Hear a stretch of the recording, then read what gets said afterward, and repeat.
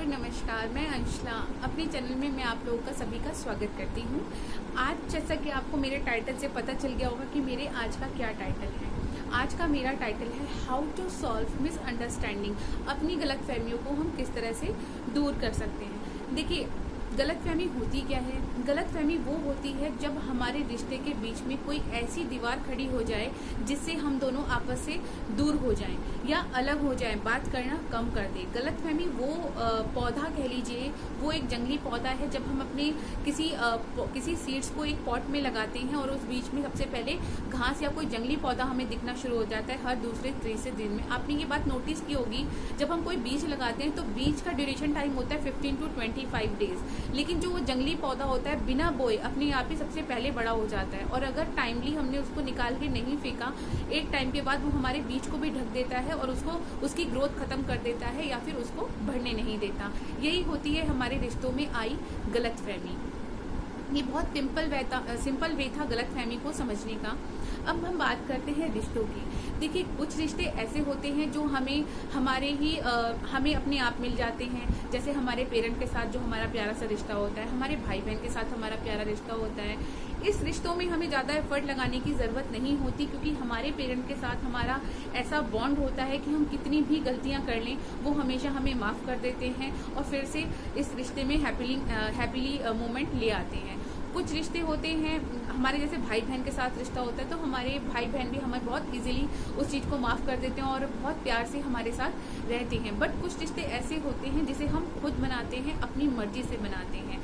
जब हम किसी रिश्ते को बनाते हैं, उन्हें बना तो हम बहुत इजीली लेते हैं, लेकिन इस हौच पौच की लाइफ में, इस भाग दौड़ की लाइफ में हमारे खुद के लिए हमें टाइम निकालना बहुत मुश्किल हो जाता है। तो हम उस रिश्ते को निभाना कहीं ना कहीं भूल जाते हैं या कहीं ना कहीं भूल जाते हैं कि हमें अपने रिश्तों में कैसे एक स्ट्रॉन्ग बॉन्ड बना के रखना है जो लाइफ टाइम तक बहुत अच्छे से निभ जाए रिश्ता।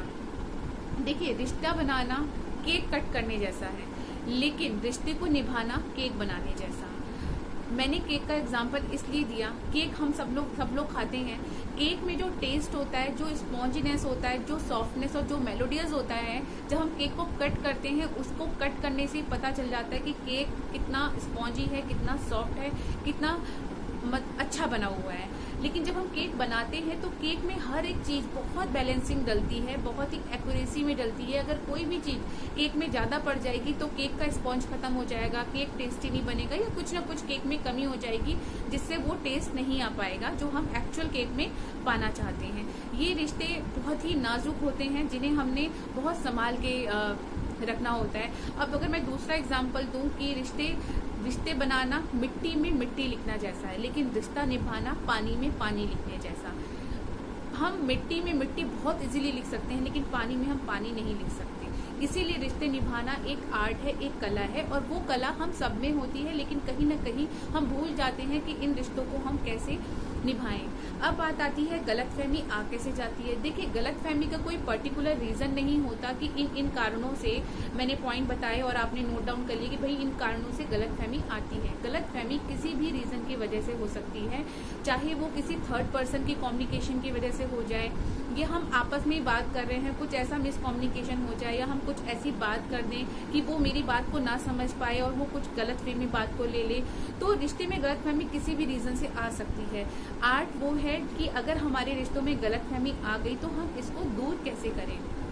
अगर मुझे पता चल गया है कि मेरे और मेरे रिलेशन में काफ़ी मिसअंडरस्टैंडिंग आ गई है, बहुत गलतफहमी क्रिएट हो गई है, तो मैं ऑब्वियस है, अगर मेरे को वो रिश्ता पसंद है और मैं उसको आगे भी बनाना चाहती हूँ, निभाना चाहती हूँ, तो डेफिनेटली मुझे टेंशन हो जाएगी, मैं बहुत स्ट्रेस में हो जाऊँगी। मुझे हर टाइम एक ही चीज़ लगेगी, यार मैं कैसे अपने रिश्ते को बचाऊँ।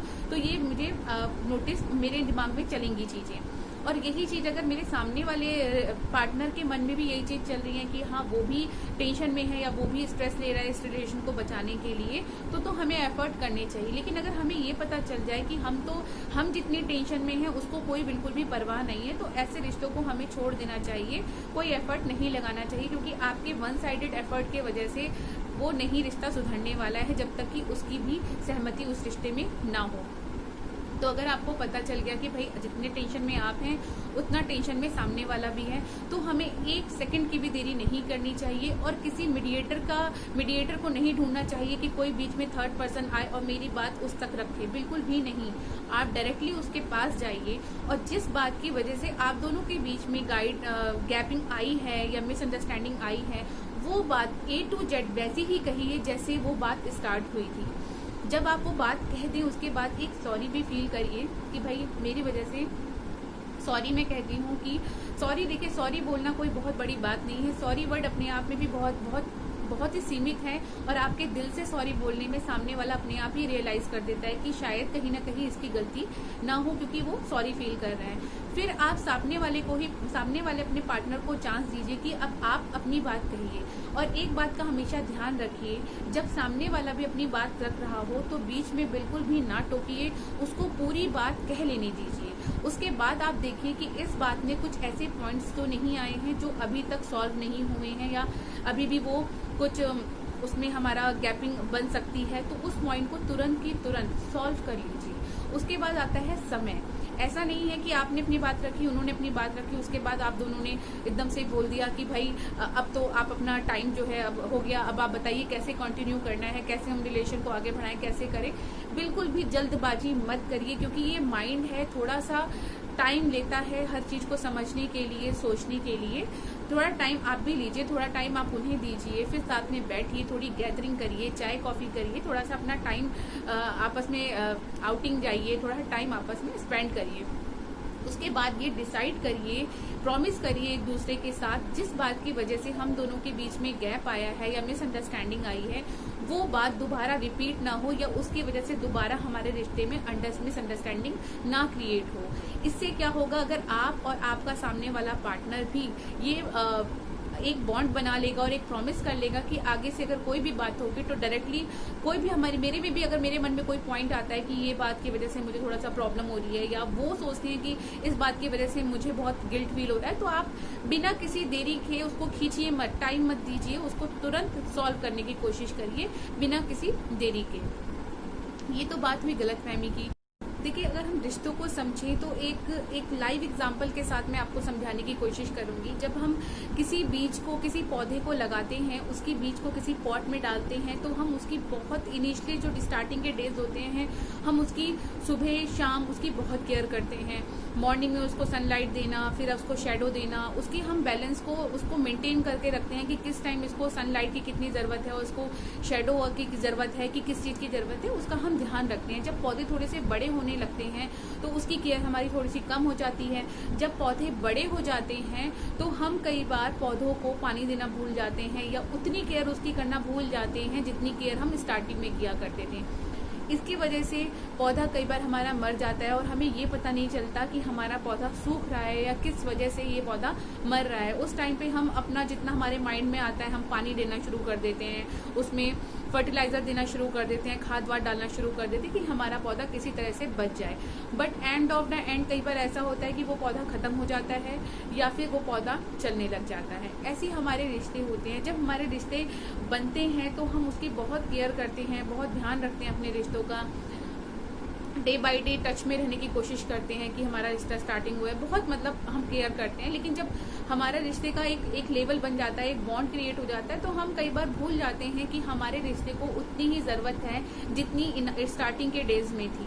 तो देखिए, रिश्ते बनाना बहुत इजी है लेकिन निभाना बहुत मुश्किल है। तो अपने रिश्तों पे थोड़ा सा ये फोकस कीजिए कि जैसे मैं स्टार्टिंग के डेज में अपने रिश्तों में प्यार और मिठास डालता हूँ, वैसे मैं लाइफ टाइम अपने रिश्ते में प्यार और मिठास बरकरार रखूँ। तो आप लोग भी मुझे कमेंट सेक्शन में बताइएगा कि आप लोगों के साथ कुछ ऐसा इंसिडेंस हुआ है कभी लाइफ में अपने पार्टनर के साथ, अपने किसी रिलेटिव के साथ या अपने फ्रेंड के साथ कि कुछ मिसअंडरस्टैंडिंग आई है और आपने किस तरह से उसको दूर की है। तो मुझे भी प्लीज़ आप कमेंट सेक्शन में ज़रूर बताइएगा।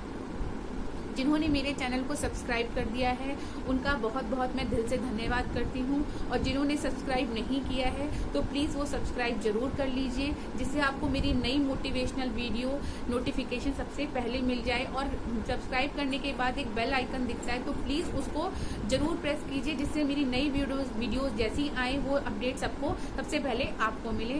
तब तक अपना ध्यान रखिए, घर में रहिए, सुरक्षित रहिए। फिर मिलते हैं नई वीडियो के साथ, नई मोटिवेशनल के थॉट के साथ। पॉजिटिव रहिए, खुश रहिए।